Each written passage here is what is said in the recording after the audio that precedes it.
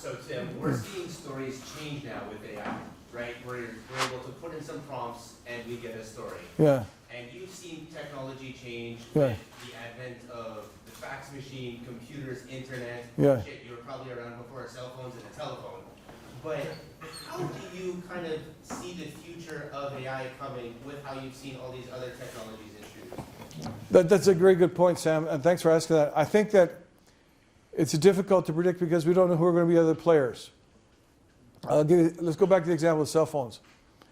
We didn't know who would be the companies that would be making cell phones in the future because we didn't know who was going to win and who was going to lose among the early models that were made available, right? So the early models made available were ones out of Scandinavia, like Nokia. But then the ones that then became popular were the ones out of California through Apple, and then the ones that got copied by the Asian companies like, you know, the Sony and Samsung and so on.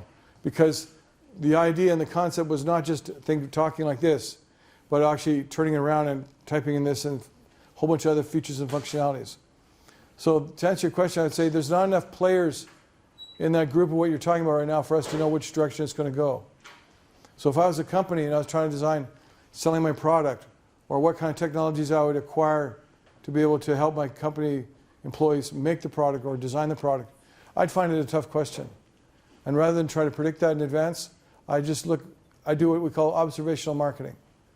So observational marketing is you sit in a Tim Hortons and you watch how many people get frustrated with the lid on the Tim Hortons not closing properly. So you decide to make a slightly knockoff copy of the McDonald's lid and you get no more complaints. Because Tim Hortons actually did a survey and found out they're losing 20, 25, 30% of the customers because the stupid lid on the Tim Hortons cup didn't fit tight properly. And when you went to flip it up like that, you always spilled something, right? So I think you need to do some observations as to what would be the potential and then try to marry that with something else that we can't even think of right now, you know?